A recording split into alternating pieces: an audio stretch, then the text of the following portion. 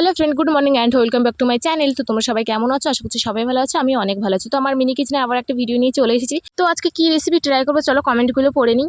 কুইংসিয়া বলেছে লুচি আর মাংস কষা করার জন্য, প্রিয়া সর্দার বলেছে মাংস রান্না করার জন্য। তো যাই হোক, দুটো একসাথে হয়ে যাবে, মানে লুচি আর মাংসের কম্বিনেশন তো দারুণ, তাই না? তো প্রথমে আটাটাকে ভালো করে চেলে নিলাম আর পরিমাণ মতো লবণ চিনি দিয়ে দিলাম। তো তারপরে দিলাম একটু সাদা তেল আর সব কিছু ভালো করে একসাথে মিশিয়ে নিচ্ছিলাম।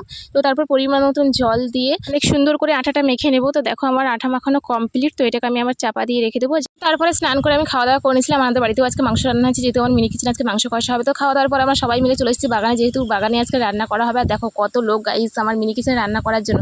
তো সব কিছু এখানে রেডি করে এনেছি আমরা। আর দেখো আমাদের কড়াই গরম হয়ে গেছে আর আমার তেল দিয়ে দিয়েছি কড়াইয়ের মধ্যে, সাদা তেল।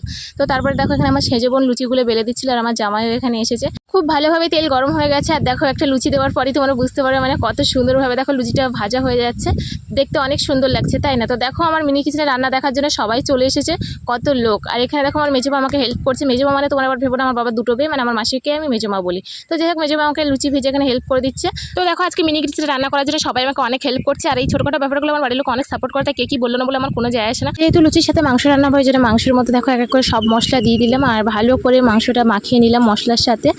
তো তারপরে আমাদের কড়াই গরম হয়ে গেছে, দিয়ে দিলাম তেজপাতা আর সাথে দিলাম একটু কাঁচা লঙ্কা কুচি। তো খুব ভালো করে নাড়াচাড়া দিয়ে একটুখানি ভেজে নিয়েই দিয়ে দিলাম মাংসটা।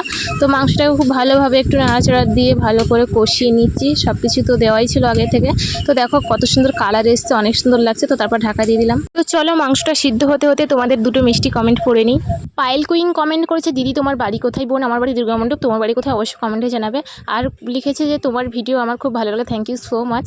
আর লিখেছে আমি তোমার সব ভিডিও দেখি, অনেক অনেক ধন্যবাদ তোমাকে আমার সব ভিডিও দেখার জন্য আর এই সুন্দর কমেন্ট করার জন্য। তো দেখো মাংসটা সিদ্ধ হয়ে গেছে খুব ভালোভাবেই। আর একটু কষা করেছি, যেহেতু লুচির সাথে খাবে এই জন্য তো একটু মিট মশলা দিয়ে দিলাম। তারপরে একটু ভালো করে নেড়েচেড়ে নামিয়ে নিলাম সুন্দর করে। তো দেখো কত সুন্দর দেখতে লাগছে। তো দেখো আমাদের সব কিছু তৈরি করা কমপ্লিট, প্লেটের মধ্যে সুন্দর করে সাজিয়ে দিচ্ছি। আর লুচি দিয়ে দিলাম, তরকারি দিলাম, দেখতে কিন্তু অনেক সুন্দর লাগছে, খেতেও অনেক সুন্দর হয়েছিল। তো মাকে ফার্স্ট ট্রাই করতে দিচ্ছি, মা যেহেতু আমার একটা উনুন তৈরি করে দিচ্ছে ওই জন্য এইভাবে নিচ্ছিল। তো তারপরে আমার সেজে বোনের বরকে দিলাম, মানে জামাইকে। তো যাই হোক, আজকে ভিডিওটা এই পর্যন্ত ভালো লাগলে অবশ্যই লাইক শেয়ার কমেন্ট করে দেবে। দেখা হচ্ছে নেক্সট ভিডিওতে।